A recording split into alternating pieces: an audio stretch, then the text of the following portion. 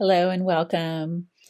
Today we're getting real, and I am going to start out by saying I am doing a voice memo on my laptop on my MacBook.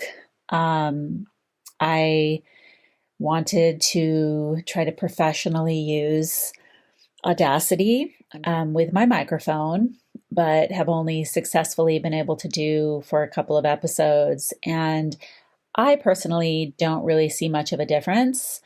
When I did my first couple of episodes, I just really wanted to start and didn't even have my microphone set up yet. So I had used my phone, my iPhone, and did a voice memo and then edit it, which I'm pretty good at editing. At least I know how to edit, I'll say. And I won't mention where I do that, but I have experience doing that in a couple of different areas. And so, without any further rambling on, I'm going to be talking about cannabis again. I would like to have an episode every month or two because there's a lot to talk about, and I am very passionate about this. I've decided that since it's been medicine in my life longer than any other medicine and has helped me in so many ways, that I do want to continuously be having it as a discussion here. And if you want to know my experience on the topic about cannabis as a medicine, then you can look at that in my show notes. Today's discussion is going to begin about biology and chemistry with our endocannabinoid system in the body and how endocannabinoids react with this system that is already built in, that we were born with throughout our body. Let's begin by a little history and science on helping us to grasp the neuroscience of our endocannabinoid system. Back in 1970, there was a small group of scientists that discovered neurotransmitters in the body, starting the Society of Neuroscience. Neurotransmitters relay signals like messengers for our entire nervous system throughout our skin, spine, and brain. By 1973, discovery of receptor sites in the brain capable of binding to opiates were discovered. So when were these cannabinoid receptors found? They honestly should have been found around the same time, correct? But the National Institute of Drug Abuse subsidized studies showing deleterious effects of cannabis only without potential benefits.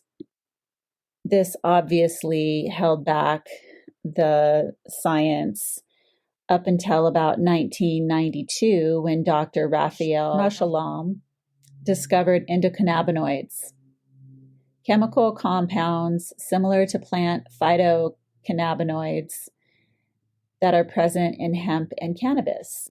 Endocannabinoids are described as keys fitting into a lock in our cannabinoid system.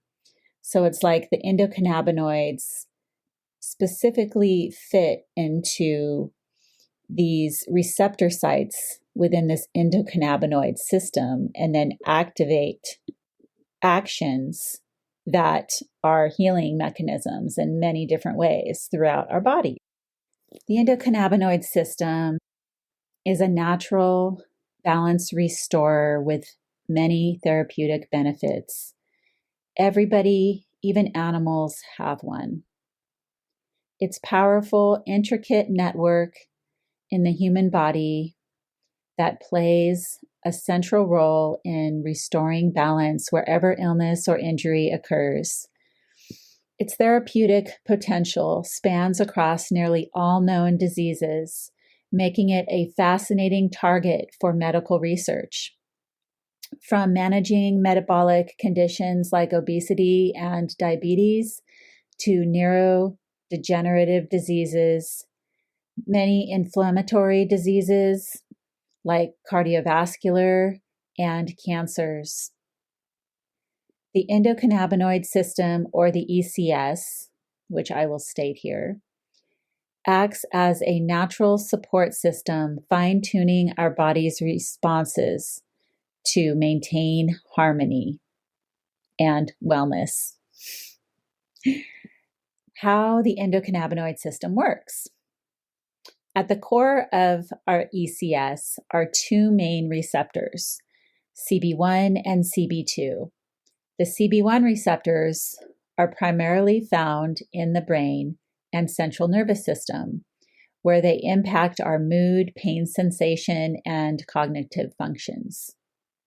CB2 receptors are predominantly located in the immune system, found in tonsils and spleen and peripheral tissues, where they influence immune responses and inflammation control. Cannabinoids have the ability to cross the blood-brain barrier, which not all substances have the ability to do. What does this mean? When a substance, whatever it may be, can cross into the brain via our blood, then it can go to work faster and has greater potential to take effect and do its job. So if you think about this, medicines, herbs, or pharmaceutical drugs are made to be able to cross the blood-brain barrier because then they can be most effective, right? So, for example, THC is characterized by high lipophilicity, which is the ability of a molecule to mix with an oily phase rather than water. So lipo meaning fat. I'm sure you've heard of lipotropic, substances out there. Any kind of lipid-containing supplements will help that supplement cross the blood-brain barrier and get into the cells quicker and is usually more effective. So that means it's rapidly distributed into the tissues that are highly vascularized, like the brain. We see THC affecting our brain with the psychotomimetic effect via the CB1 receptor, creating stimulation of euphoria, sometimes paranoia, and delusions or visions, what we would normally experience. Another example showing several findings indicate that CBD, another cannabinoid, can modify deleterious effects on the blood-brain barrier, or the BBB, caused by inflammatory cytokines and may play a pivotal role in ameliorating BBB dysfunction consequent to ischemia, thus supporting the therapeutic potential of CBD for the treatment of ischemic and inflammatory diseases of the central nervous system. Our ECS receptors interact with two key signaling molecules, right? There's got to be molecules and other substances in the body that are having actions that are moving things around, right? So we're going to talk a little bit about that. So there's two key signaling molecules that were discovered. Anandamide, which some of you may have heard of, is our bliss chemical in the body. It's also called AEA. And I don't know if I want to say the next one, the 2-AG molecule, which is 2-adenochidonoglycerol. I'm just going to say 2-AG, which act as messengers within this bodily system. When the body detects an imbalance, these molecules are created on demand and quickly mobilized to activate the CB1 and CB2 receptors. This on-demand approach allows for rapid response and equally shift breakdown, preventing overstimulation and ensuring that the ECS can respond flexibly to any changes in the body's state of being. Also, there's enzymes involved in these actions. So the enzymes are unsung heroes in the bodies, and we really couldn't function very well at all if we don't have proper enzymatic actions happening in our bodies. There's tons of enzymes that do different things. The endocannabinoid system acts with about 5 that I've read about. There may be more, but there's 5 key enzymes. We're not going to go into all the names here, but it relies on these 5 specific enzymes responsible for producing, transporting, and breaking down AEA and 2-AG. These enzymes act like traffic controllers, moving essential nutrients and molecules to where they're needed.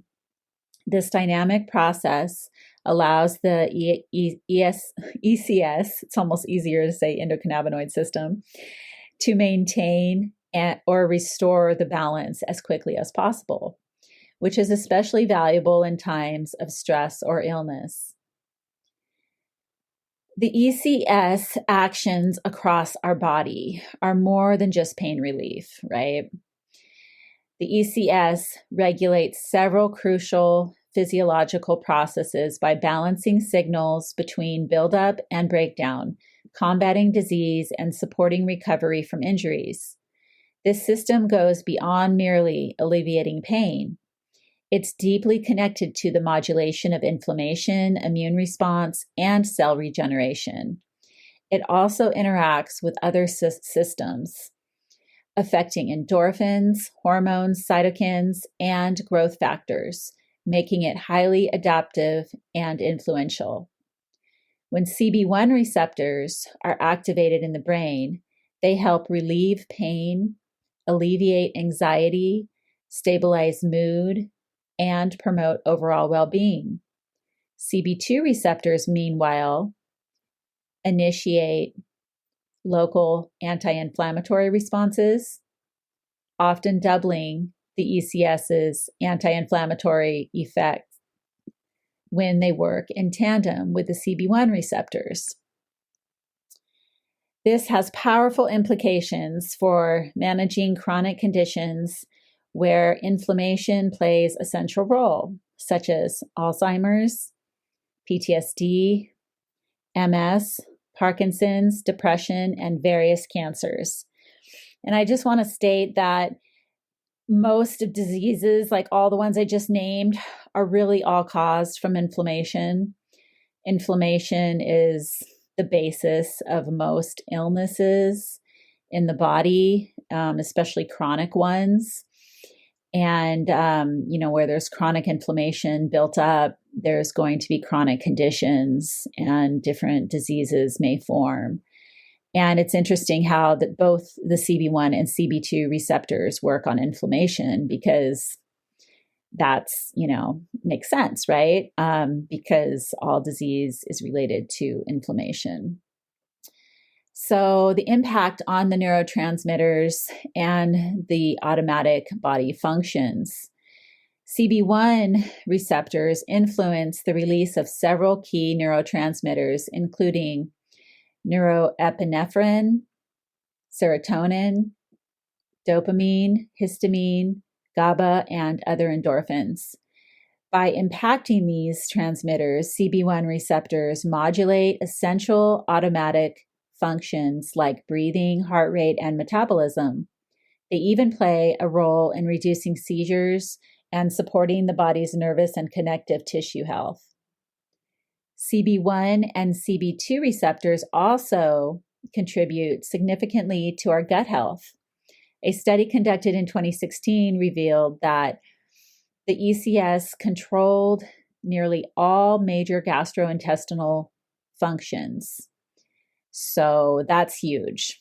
So it plays a huge role in our GI system, in our gut health, For instance, CB1 receptor activation can help raise blood lipid levels, while CB2 receptor activation has the opposite effect, decreasing lipid levels and liver inflammation.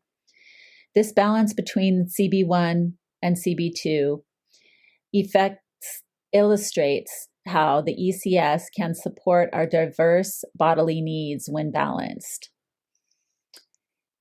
ECS in brain development and neuroplasticity. Yes, it is vital from the earliest stages of life, playing a role in brain development and the formation of GABA-producing nerve cells, which regulate brain activity. As adults, this system is essential for neuroplasticity, the brain's ability to adapt and form new connections. A lot of us are hearing about the importance of our neuroplasticity, changing our neuroplasticity. This would play a key role making sure that you have proper endocannabinoids working in your body.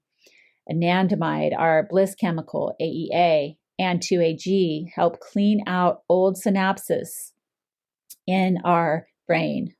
Okay, we don't want broken synapses or deteriorating synapses. Those are crucial for how our brain interacts with the messengers, the neurotransmitters, and their like pathways that transport the information that's needed to go throughout our bodies.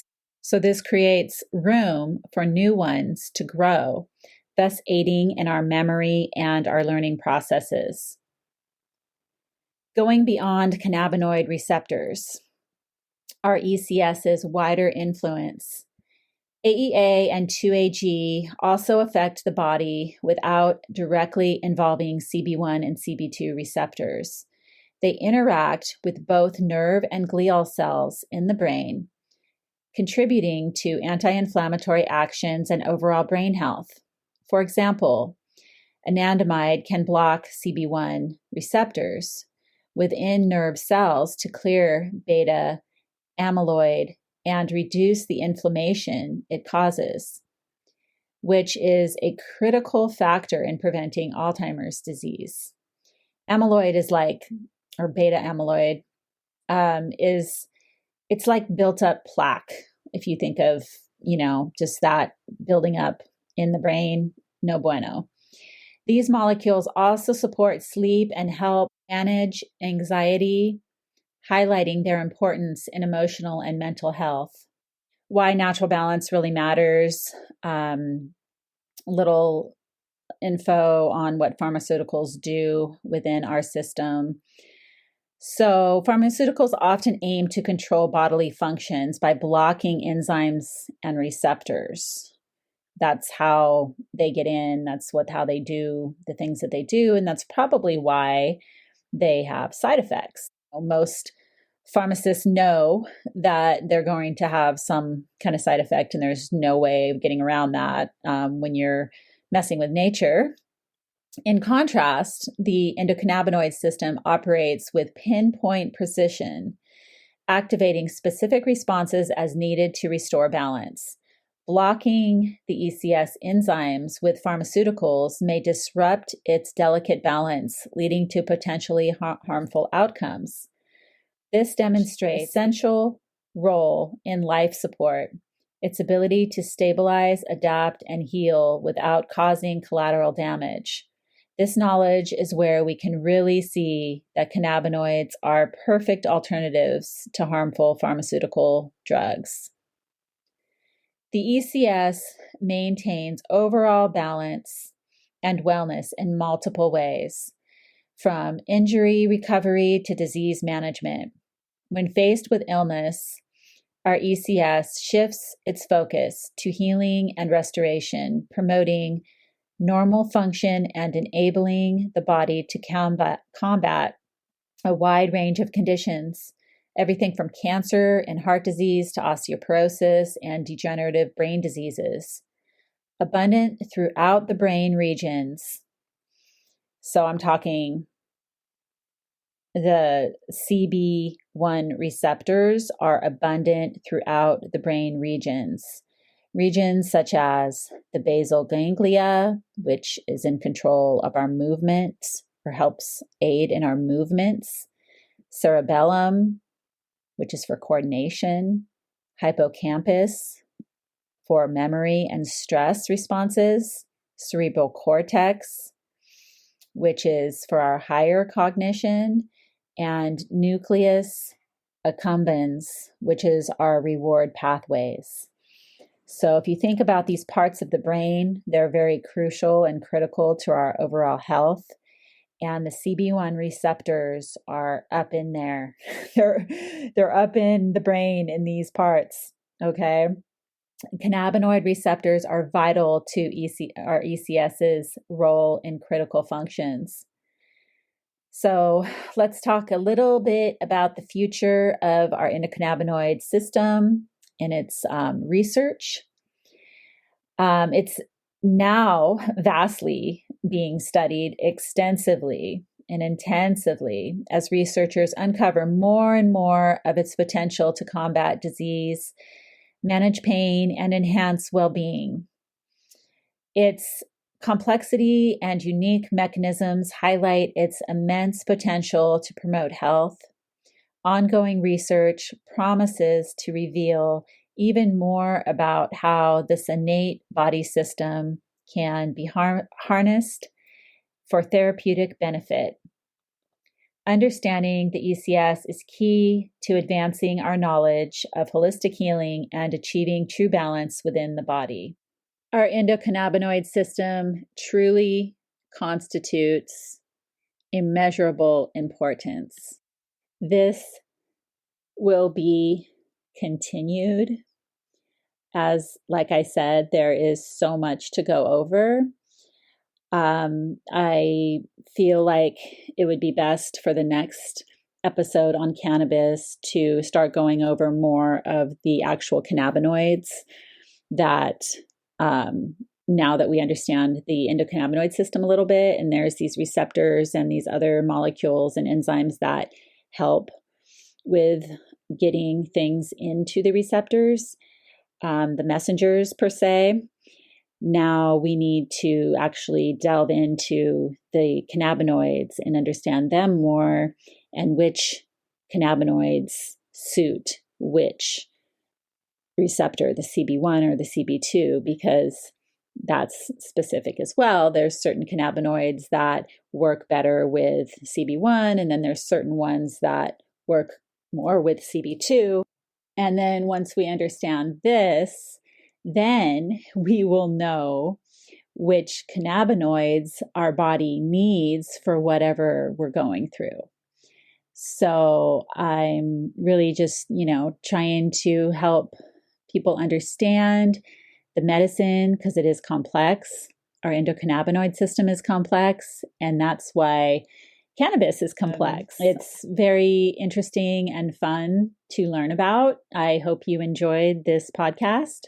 Thank you for joining me today, and please check out the show notes. And I would love if you would subscribe or send me a DM. Just really trying to interact with you all, and I love and appreciate you, and have a beautiful day.